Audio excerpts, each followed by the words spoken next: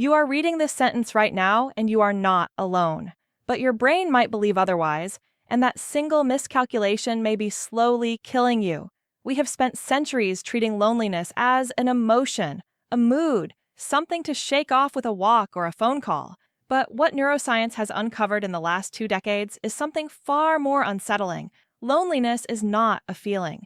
It is a biological alarm, and your body responds to it the same way it responds to being attacked. In 2003, neuroscientist Dr. Naomi Eisenberger at UCLA placed participants inside a functional MRI scanner and ran a deceptively simple experiment. Volunteers played a virtual ball-tossing game in which the other players, controlled by the researchers, gradually began excluding them. No words were spoken, no one was physically harmed, and yet when the brain scans came back, the result was staggering. The brain region activated by social exclusion was identical to the region activated by physical pain, the anterior cingulate cortex. Your brain processes a friend ignoring your message with the exact same signal it uses when your hand is broken. This study was published in Science that same year and permanently rewired how neuroscience understands human social need. For decades, psychologist Dr. John Cacioppo collected biological data from people living in chronic loneliness. What he found was not a mood disorder,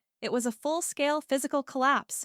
Chronically lonely individuals had persistently elevated cortisol levels, weakened immune systems, and severely disrupted sleep architecture. But the most haunting finding was this: the lonely brain was scanning for threats even during sleep. I am outside the tribe. I am in danger. Cacioppo documented these findings in his 2008 book, Loneliness, Human Nature, and the Need for Social Connection. Loneliness was no longer classified as an emotional state.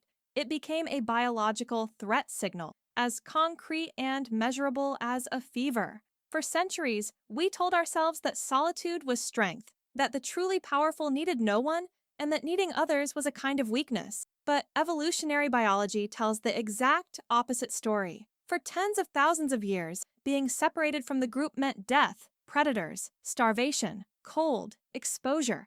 The brain was built with that code embedded in its deepest circuits, and that code is still running. In 2015, Dr. Julianne Holt-Lunstad at Brigham Young University published a meta-analysis of 148 separate studies and reached a conclusion that stunned the medical world. Chronic loneliness is associated with a premature mortality risk equivalent to smoking 15 cigarettes a day, more deadly than obesity, more dangerous than physical inactivity. The moment loneliness begins, the brain's threat system fires immediately. The amygdala raises the alarm, cortisol floods the bloodstream, heart rate climbs, as if a predator has just stepped into view. In the weeks that follow, Dr. Steve Cole's 2007 research showed that the genetic expression of immune-regulating cells begins to shift in lonely individuals. The body quietly abandons its long-term survival settings and switches into acute threat defense mode, creating the biological conditions for inflammation, cardiovascular disease, and accelerated cellular aging. The brain makes one final, dangerous adaptation.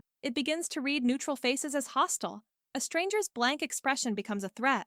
A moment of silence in conversation becomes rejection. This is not paranoia. It is a survival mechanism so overloaded it has turned against its own host. So we must ask, if loneliness is this lethal, why is it the defining condition of the modern world? In 2018, the United Kingdom appointed the world's first minister for loneliness because more than 40% of adults reported experiencing chronic loneliness. Millions of people staring at glowing screens, surrounded by thousands of digital connections, yet unseen, unheard, untouched. The brain does not count followers. It does not register likes. It is looking for something older and simpler, a face that turns toward you, a voice that says your name, a presence that stays. And when it cannot find that, the alarm keeps ringing, that we are more connected than ever and more alone than we have ever been.